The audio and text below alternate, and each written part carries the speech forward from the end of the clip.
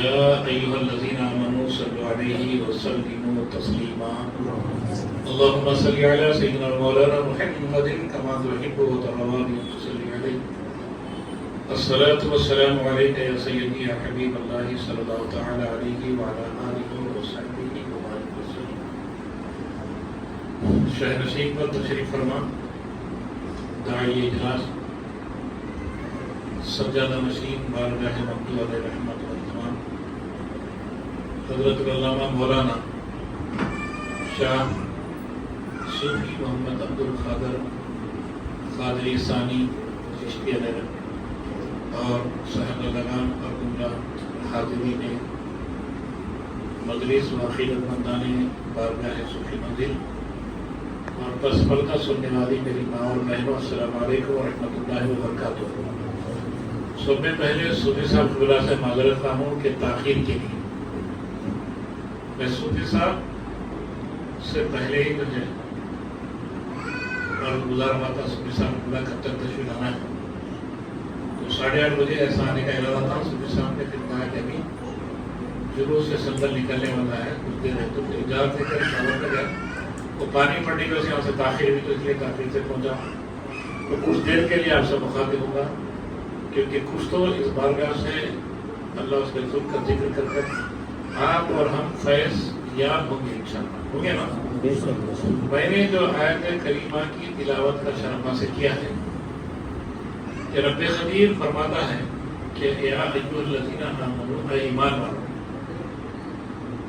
واتقوا اللہ، کہ اللہ سے ڈرو، اور کیا کرو ساتھ میں وکونوا مع الصادقین، کہ سچوں کے ساتھ ہو جاؤ، مومنین صالحین صلحاء اولیاء کاملین کی صحبت سے بافیض رہو، یہ اللہ کا حکم، اور اسی حکم کے مطابق الحمدللہ ضرور اللہ رب العزت سے ڈرنے کا بس بھی ہمارے میں آئے گا، اور پھر ہم ویسے ہی اللہ رب العزت کے صالحین بندوں کی صحبت حاصل کرنے کے لیے یہاں پر جمع ہوئے۔ کیوں کہ اس موقع پر اللہ کے ایک صالح بندے کا عرس شریف ہے، تو اس دنوں میں ان سے فیضیاب ہونے کے لیے، ان کی صحبت اختیار کرنے کے لیے اللہ کا جو ولی ہوتا ہے، جو کامل مومن ہوتا ہے، چاہے وہ دنیا میں بقید حیات رہو یا پردہ فرماؤ، تب بھی ان کا فیضان ہمیشہ جاری و ساری رہتا ہے۔ سبحان اللہ۔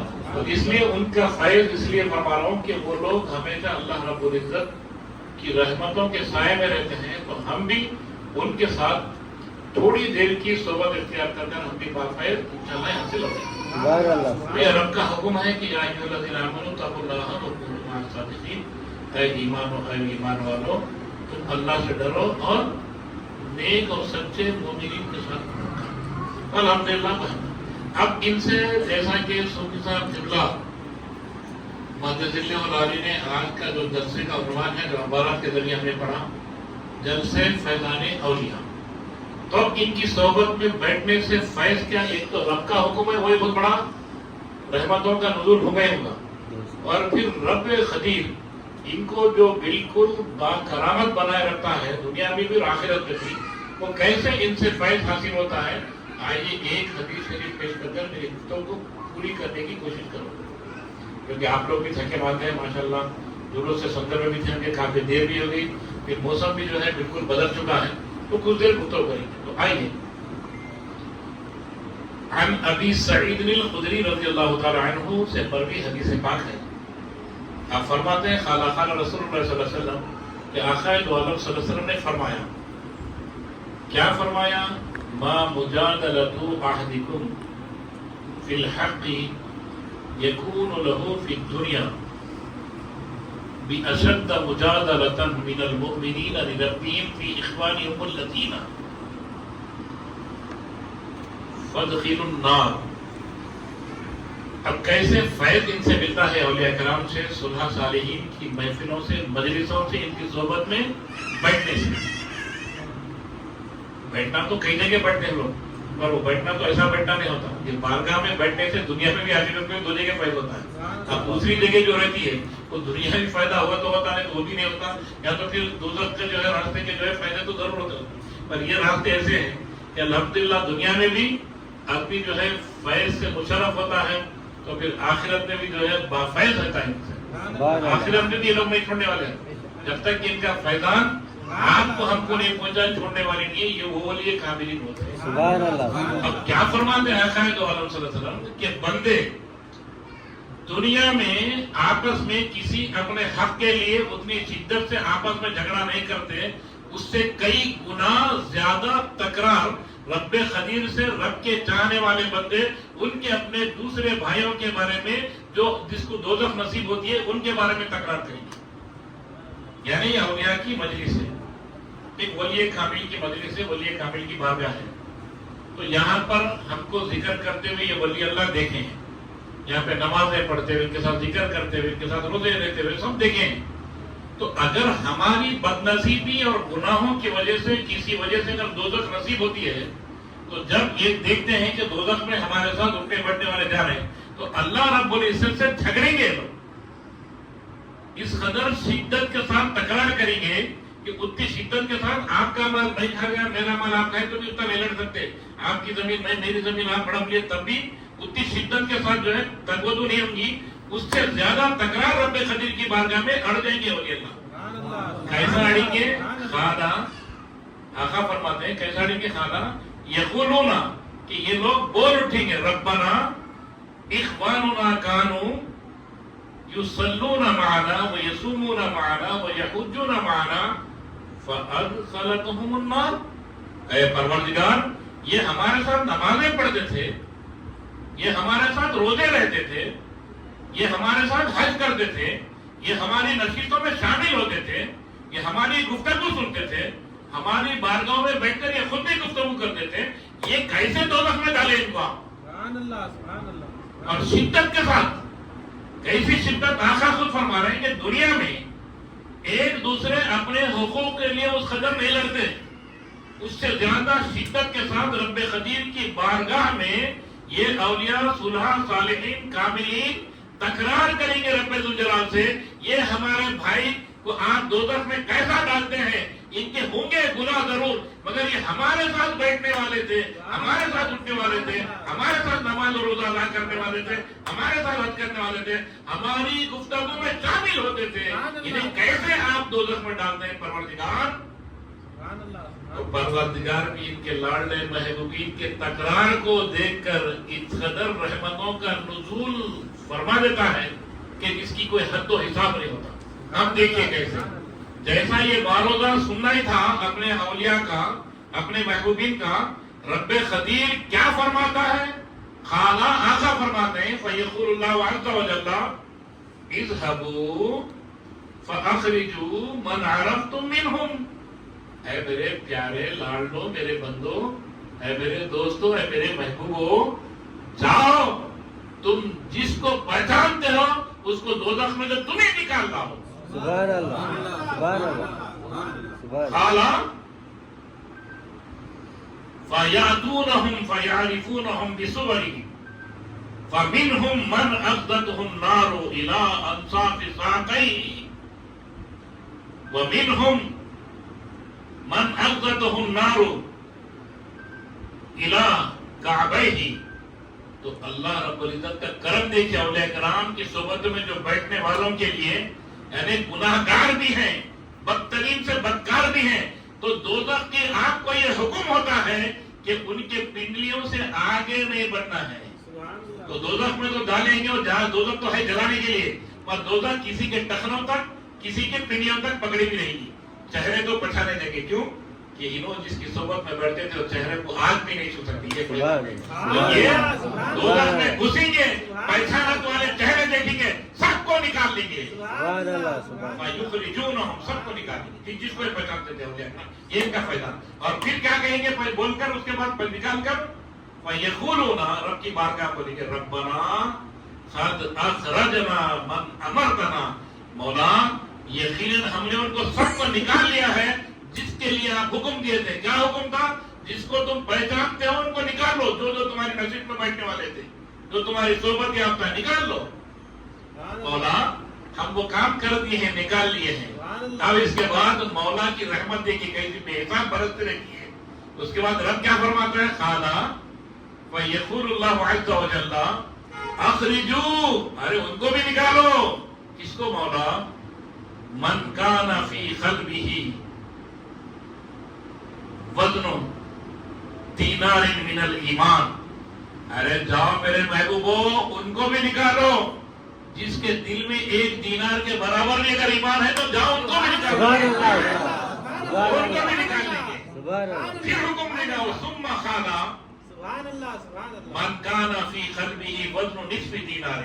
ارے جاؤ جس کے دل میں آدھا دینار کے برابر ایمان ہے ان کو بھی باہر نکالو. یہ فیضان دے کے کیسا ہے؟ تو وہی ہے نا جیسے فیضان اولیاء ہے نا، تو اسی پر گفتگو کر رہا ہوں کہ اولیاء کا فیضان کیسا ہے. دنیا میں تو ہے ہی ہے، آخرت میں کیسا ہے؟ دوزخ میں سے نکال رہے ہیں. پھر اس کے بعد حتی خالا، آقا پھر فرماتے ہیں کہ رب فرماتا ہے یہاں تک کہ من کان فی قلبہ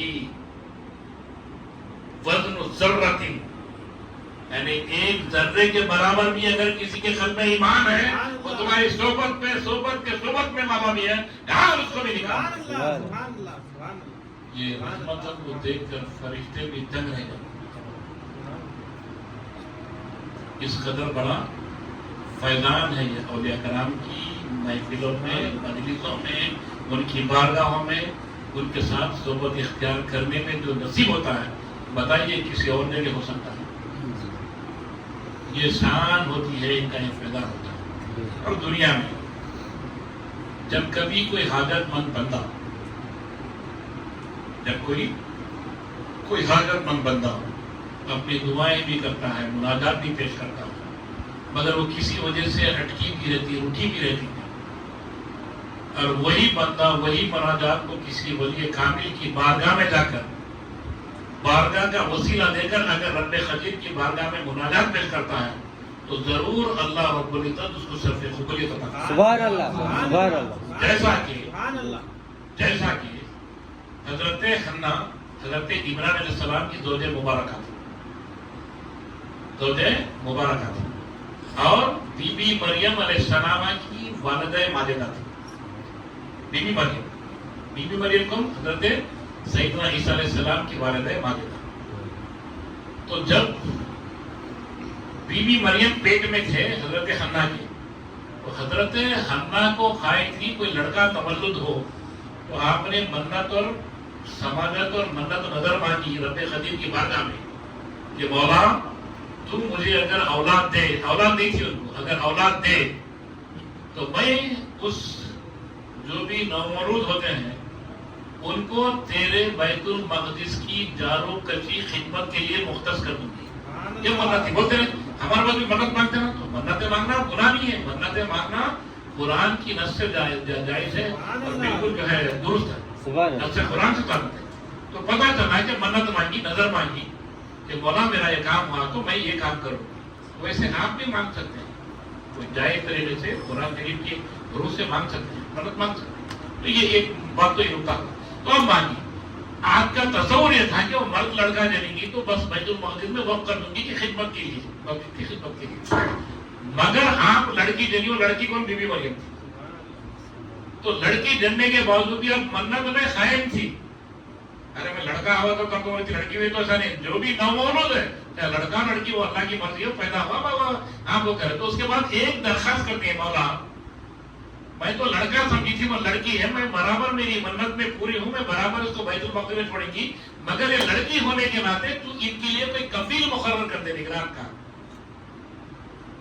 فتقبلها ربها بقبول حسن وانبتها نباتا حسنا وكفلها زكريا. اللہ نے ان کی مناجات کو قبول کر حضرت زکریا علیہ السلام اس وقت کے نبی تھے، ان کو آپ کا کفیل مقرر کر دیا. کس کا؟ بی بی مریم.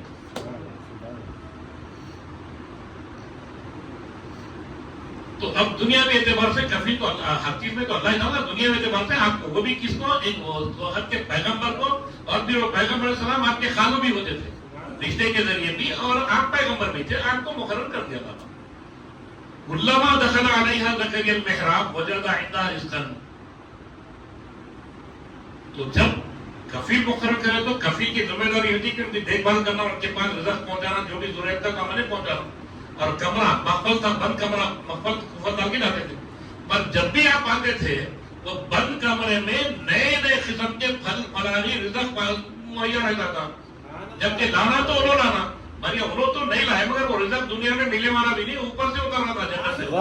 تو پیغمبر نے سمجھ گئی کہ یہ معاملہ کچھ عجیب سا نظر آ رہا ہے، کیونکہ پیغمبر ہی تھے، یہ کوئی اللہ کی خاص بندی دکھ رہی ہے، یہ معمولی بات نہیں ہے کہ بند کمرے میں کون لا کے دیں گا، لانا تو میں لانا، پھر اچھا کون لا کے دیں گا، تو دنیا کے پھل پھلاری نہیں تھے، گرما کے سرما میں، سرما کے برما میں، بارش میں خوشبودار ویسا ایک پھل بھی دنیا میں نہیں بازار میں مل رہا ہے۔ تو آپ تعجب کے ساتھ پوچھتے ہیں، قالا یا مریم انا لکی ھذا، اے مریم ذرا یہ تو بتا دیں کہ یہ سب کہاں سے ہے، کیونکہ میں تو نہیں لایا، یہ لائی کون، یہ پھر بند کمرہ ہے، پھل ہے، اور پھر یہ نئے قسم کے پھل جو بازار میں مہیا ہی نہیں، یہ آپ کے پاس موجود۔ قالت، وہ فرماتی ہیں، ہوا من عند اللہ، یہ میرے رب کے پاس سے ہے، اللہ کے پاس سے ہے، ان اللہ یرزق من یشاء بغیر حساب، اللہ رب العزت جسے چاہتا ہے اسے بے حساب دیتا ہے، نہ موسم کا حساب، نہ مزرعت کا حساب، نہ بند کمرے کا حساب، کچھ بھی نہیں، جب چاہے جیسے چاہے اس کی مرضی ہے، وہ قابل قدرت والا ہے، قادر مطلق ہے، وہ اپنی قدرت سے جو ہے جسے چاہے جیسے چاہے دیتا ہے، یعنی اس کو موسم کی کوئی قید نہیں ہے۔ آپ سمجھ گئے، اور آپ بھی لاولت سے زکریا علیہ السلام، اور آپ کو بڑا احتیاط ہوا، ایک تو ان کی عبادتوں کو نیابتوں کو دیکھ کر، ارے کاش میرے کو بھی اولاد ہوتی، ایسی عبادت ہوتی، ایسی عبادت گزار رہتے تو کتنی تسکین ہوتی تھی، اور آپ بزرگی کو پہنچ گئے تھے، عمر کے طویل حصے کو پہنچ گئے تھے، کون؟ حضرت سیدنا زکریا علیہ السلام، مگر اللہ کا پیغمبر ہے، اللہ کی ذات سے کبھی مایوسی نہیں ہوتی۔ ان کو دیکھ کر کیا کرے کہ یہ معاملہ تو ایسا ہے، پیغمبر بغیر اللہ کی مرضی کے کام نہیں کرتا، تو یہ قیامت تک بتانا چاہوں گا کہ ولیوں کی بارگاہیں مستجاب دعا ہوتی ہیں، یہ اعلان کھاؤں گا قیامت تک، اس لیے زکریا علیہ السلام کیا کرے، هُنَالِكَ دَعَا زَكَرِيَّا رَبَّهُ قَالَ رَبِّ هَبْ لِي مِن لَّدُنكَ ذُرِّيَّةً طَيِّبَةً إِنَّكَ سَمِيعُ الدُّعَاء، مولا کیا کرے، وہی کمرے کو وسیلہ بنا دیے، کمرے میں جانے بعد مصلی وہی نماز شروع کر دیے، کر کے بولے کہ مولا تو مجھے بھی ایک صالح اولاد سے جو ہے مطلب جو ہے نعمت سے نواز دے۔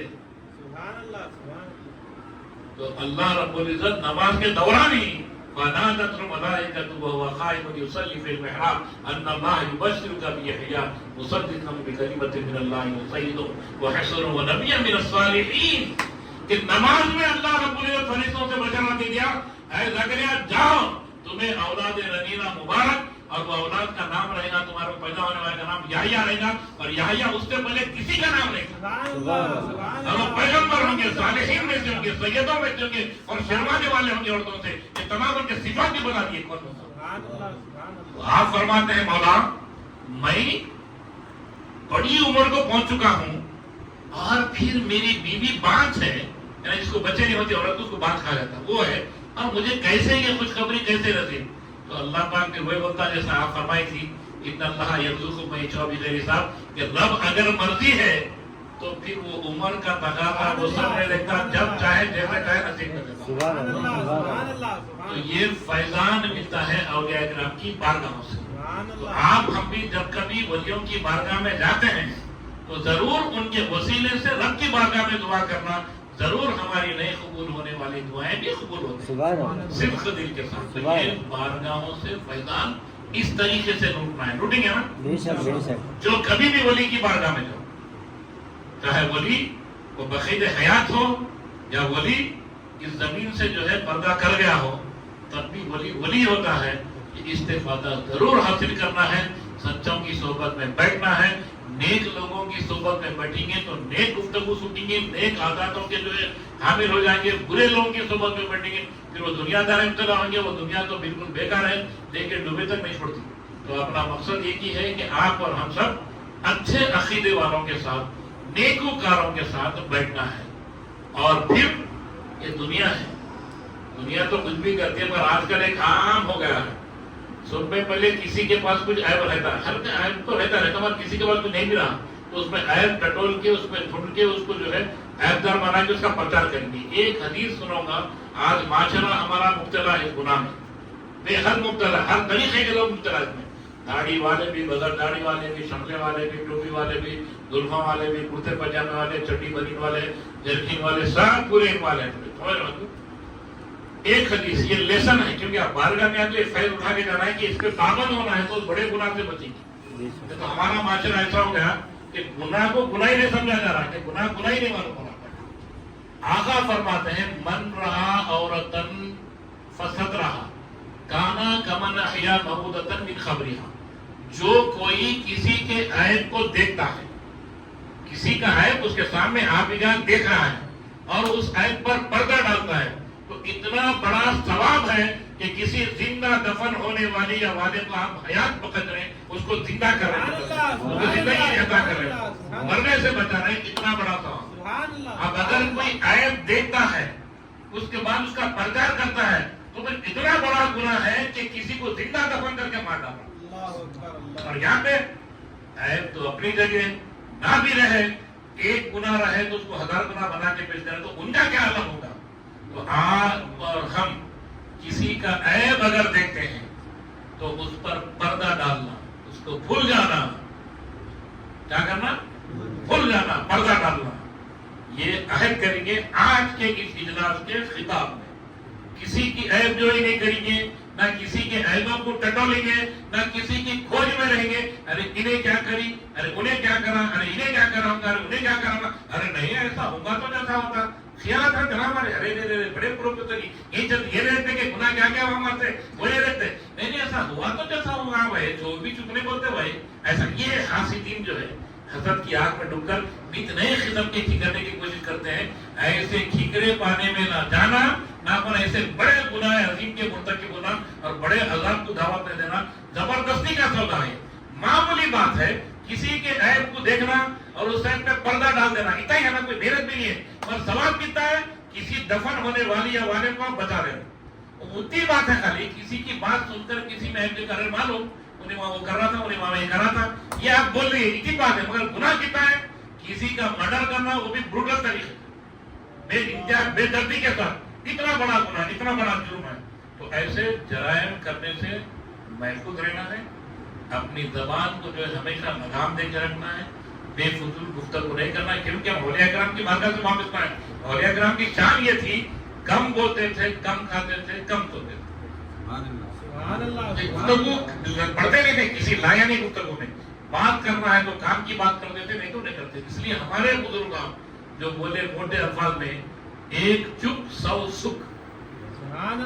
چپ رہنے میں نہ غیبت ہوتی، نہ جھوٹ ہوتی، نہ چغلی ہوتی، نہ عیب جوئی ہوتی، نہ کسی کے بارے میں کوئی بے تماشا گفتگو ہوتی، کچھ بھی نہیں ہوتی.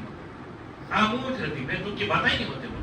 تو آج ہم صوفی صاحب کی صوفی مسجد پہ بیٹھ کر بڑے بزرگ کے عرس کے موقع پہ یہ عہد کریں گے کہ ہماری زبان سے نہ جھوٹ ہوگا، نہ ہماری زبان سے کسی کی عیب جوئی ہوگی، نہ ہماری زبان سے کسی کی غیبت ہوگی، نہ ہماری زبان سے کسی کی چغلی ہوگی، نہ زبان سے نہ کام سے. آپ بولیں گے بھائی ہم تو نہیں بولے، انہیں آ کے سنانا تو کیا کریں گے؟ سننا بھی اتنا ہی گناہ ہے جتنا بولنا گناہ ہے. تو اس سے نہ سنیں گے نہ بولیں گے انشاءاللہ ضرور نا.